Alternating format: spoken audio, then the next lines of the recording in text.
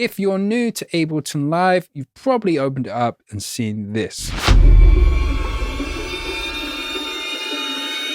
I know, right? It looks weird and complicated. And the learning curve? Brutal. Today, I'm going to show you how to use Ableton Live like a normal DAW. By the end of this video, you'll be making beats, making chords, and without even realizing it, you would have mastered Ableton Live's session view. Sound good? Let's go. So here we are in Ableton Live session view, the view we all hate, but we will come to love. What we're going to do is we're first going to start in Ableton Live's arrangement view, and we can access it via this little icon up here, which is actually Ableton's logo. We click on this little button here, it takes us into the arrangement view. Now this works exactly like your traditional DAW. It's on a linear timeline, bars along the top, time along the bottom, and you press play and a playhead will go from left to right. As you drop in loops of music, it will play a predetermined arrangement. So what we're going to do is we're going to look at how we would build some chords, drums, and bass in this view and how that would translate to Ableton's session view. So the first game-changing thing we need to know about in Ableton Live is its browser, presets, and filters. These three things will speed up the process of getting the sounds we need into Ableton Live. So we can access it via this little button up here, and then we have all the categories of stuff we need and then all the subcategories here. So in the categories, it's been organized into the different things we will need, such as audio effects, instruments, and drum kits, all those things. Then when we click on something, so like drum kits here, we have this filter section which will refine our results. Also, if you see here, if I go in instruments, each instrument has a little arrow which has pre-made preset for us. And these are the things we're going to be leaning into to speed up getting sounds. So first off, we're going to start with drums. I'm going to go up to here and I'm going to go drum kit. And I want a drum machine kit. See how much more refined the search is now. So I have a bunch of drum machines, and I'm going to start with the 909. And how I load it onto a MIDI track is I just simply click and drag it onto where it says MIDI here and let go. That has now been loaded. We now need to create a MIDI clip or a MIDI loop. And how we do that in this view is we simply double click. Awesome. Now, this is inside this little block of color here, and this is essentially a measure of music, so 1 bar of music. Now I'm going to close the browser by pressing this button up here so we get a bit more space on the screen. And we have one darkened area here, lighten, darken, lighten. These are our beats in music. In each section there's a further 4 squares, which are like the 16th notes of music. So that's 1 E under, 2 E under, 3 E under, 4 E under. And then we drop in these things called MIDI notes to play one of these sounds in this list here at that moment in time. So for example here, I'm going to put a bass drum on the first bass of beat 1, first bass of beat 2, beat 3,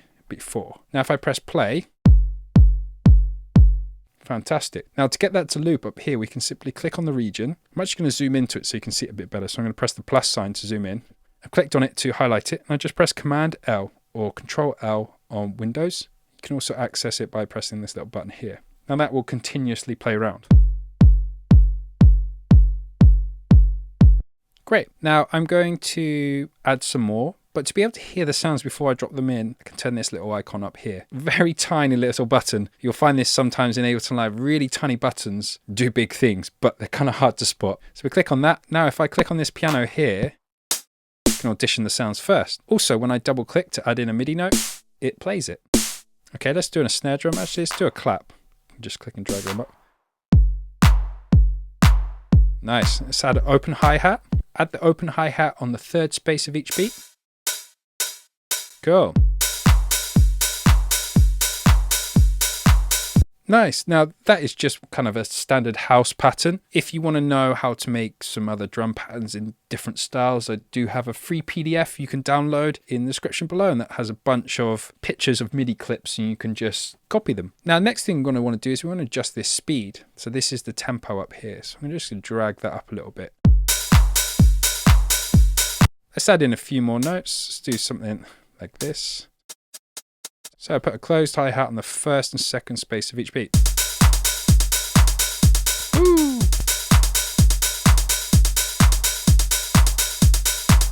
Sick, we're already rocking and rolling. Let's add a little bit of secret sauce on top of this. Now when we double click here in these clips, everything is on the grid. It's like rigid, in time. You can add a little bit of feel to it. How we do that is we go up to this browser window here. So you got to drop down, click Groove Pull. Opens it up. These are all the sort of like feels we can add to drum beats, and there's one that's already been applied for us, and we just need to turn up the global amount here. Just do it by like a little fraction, like 13%. If I do too much, listen to it. A bit too much. Yeah, it's nice. So I just put 30% there. Now I'm going to hide that down. I click up here by doing that again. That's the drum beat. Now let's look at chords. This is the bit most beginners struggle with. There's a musical theory barrier in between the chords that you hear or you want to hear and the chords that you actually play. This is a super quick tutorial, so we haven't got time to learn theory, although I recommend you should, but you can do that later. How to get started, we're going to go to this section here. We're going to go to clips. There's a bunch of pre-made chord progressions and MIDI clips with presets for us to get started. So for this, you do not need music theory to get started. You just choose something you like the sound of, and then we can tweak it afterwards. So check this out. If I go clips, and then we're going to use these presets again to help us refine our search. Musical clip, chord progression. Okay, so there's a bunch in here. Now, another amazing thing with this browser in Ableton Live is if I click in here and press play, if I click on something in the browser to hear it, it's going to automatically put it in time. So you can like audition before you drag in. Super useful tool that. So let me press play. I'll click on a few here. No. Nice. This one. I think I'm going to go this one to start off with. Nice. Okay, so to add that sound in, we simply go up here, click, and we drag it in. Now, things are getting a little bit clustered here, so I'm going to just close this browser down. I'm also going to pull this down here so I can see it. I'm going to click in here and press the minus sign so I can zoom out. And you see it doesn't quite loop up here, so what I'm going to do is I'm going to hover my mouse to top right on the 1-bar drum loop, and then I can just extend the loop. So it just means it repeats that same thing again, and then extend the loop window. So I have a 2-bar phrase now.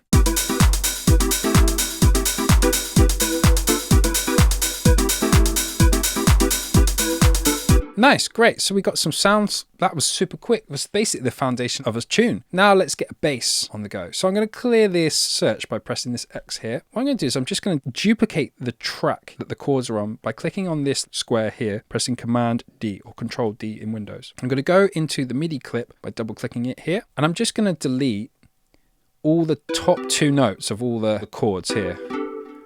So delete all them, so there's only one note playing. And that is going to act as our bass line. But this is quite high up. So what we can do is we can press Command A, which selects all, or Control A on Windows. Then you just hold Shift and down, and that will take it down an octave. Let's go down one more octave. Now we're going to choose a sound. So again, we're going to use our presets. We're not going to make any sounds.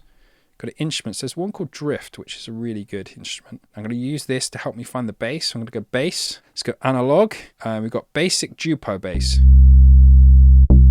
Fantastic. Now I can just drag that onto the track and it's loaded. So let's just solo that. And I can solo it by clicking this little S dial here.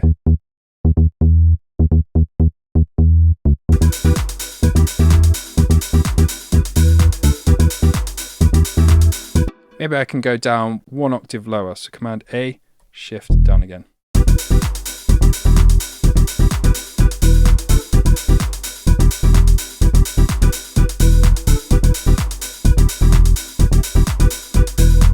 Now, a cool thing we can do is in these clips is we can go to this section here that says groove.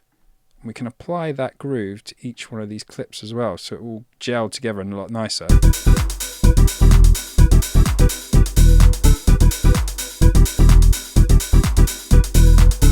Woohoo! We got a track going on. Let's start playing around with those ideas and arranging them. This is where I used to get stuck in Logic. I used to use Logic and I'd be like, well, I don't know how long each section would be. I'd be counting bars. And that's where Ableton's session view comes in really handy. So what we're going to do is we're going to get these regions, which are essentially loops. You know, we're looping it around here. I'm just going to highlight them all and press Command C, Control C in Windows, copy them. Go into this view. Just going to close down some of these windows so we can see it a bit better.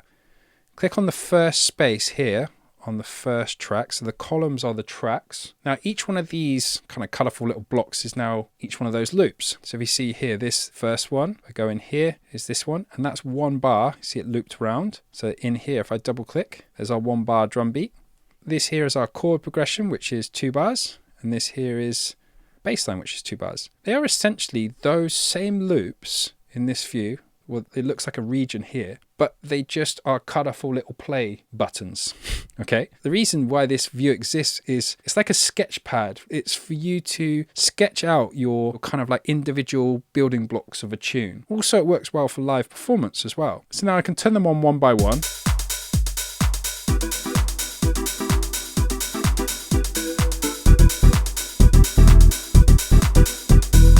Cool. So now what I can do also, I can use these things over here called scenes, and they will basically play all the loops in that line. They used to organize the loops into sections of a song. So if I press Command D to duplicate that, and this one here, I'm just going to press delete on this little loop here, which was the bass. So then when I press play on this one, got those two. And then when I feel like bringing the bass in with everything, 3, 4.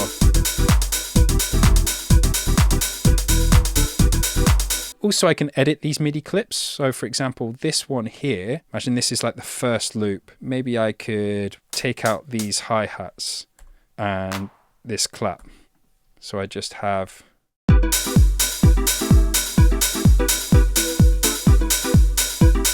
Then when I bring in the bass,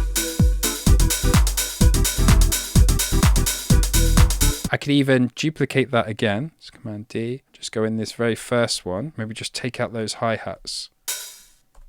So now I have like a sort of arrangement of loops and I can control them in real time. Now you might come up with a pretty cool arrangement and then want to show your friends, but it's a bit awkward, isn't it? If you have to get our Ableton Live and start jamming it in front of them, like be a bit weird. So what we can do is we can record this arrangement that we make in real time in session view, print it into arrangement view. Now we need to make sure this loop functions off here. Double tap this stop button and double tap this stop button. That just resets everything. Now if I press this record button and launch my first scene, that's going to print it into the other view.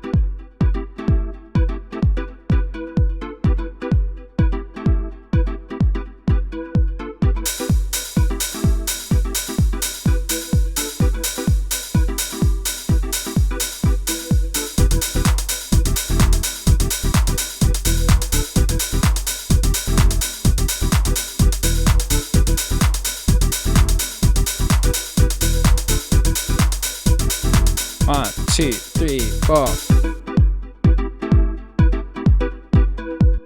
Awesome. So now if I go into the other view by clicking on this little icon again, close all these windows down to get a bit of screen real estate going on. Now press minus to zoom out. There's our little arrangement, but it looks a little bit grayed out. That's because basically you don't get the stuff you're doing arrangement view playing at the same time as stuff you're doing in session view. Essentially like two pieces of the same song playing at different times. It sounded awful. Again, tiny little button, but it does a big thing. Boom, press that button. We're now in this view. So I can click here and there's my arrangement I made.